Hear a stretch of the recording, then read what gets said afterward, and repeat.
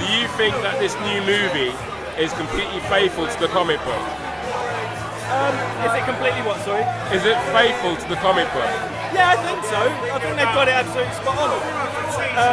The way that the costumes are as well, I was talking about this with Josh earlier on. What's the girl? What's her name? I've forgotten.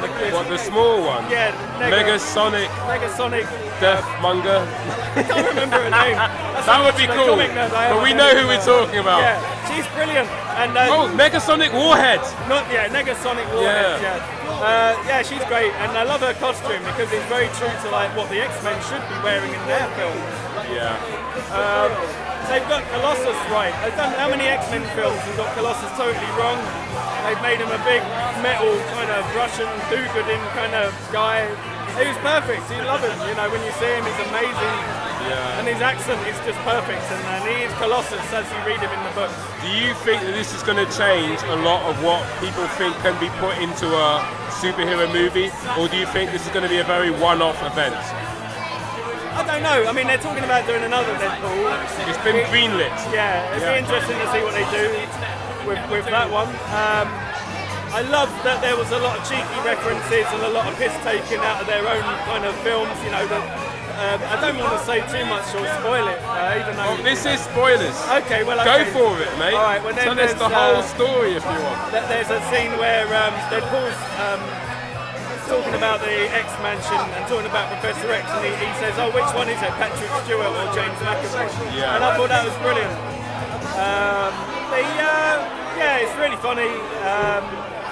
Do you have a favourite scene? There's so much of it. It's really fast paced and it moves really quickly and it sort of switches backwards and forwards. Yeah.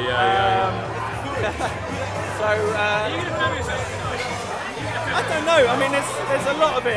You've just watched it. In all fairness, you got a camera stuck in your face. Yeah. It's tough sometimes to think about the truth, so don't worry about it. The point is you had a good time. What'll happen is I'll go home and I'll go to bed and I'll think about this interview and I'll think, oh yeah, I could have said that was my favourite part. Okay. I liked all of it really. The bit where he where he regrows his hand is quite funny. Yeah, it was all nasty and baby-like. Yeah, it looked like a rubber doll's hand. I've got to ask, that lady, that blind woman called Al, is she in the comics, or is that all bullshit? No, there is a character called Blind Al in the comics, but I think he kind of keeps her like I think he's like she's kidnapped by him or something in the book. So. It makes sense that he would find solace in someone who can't see him.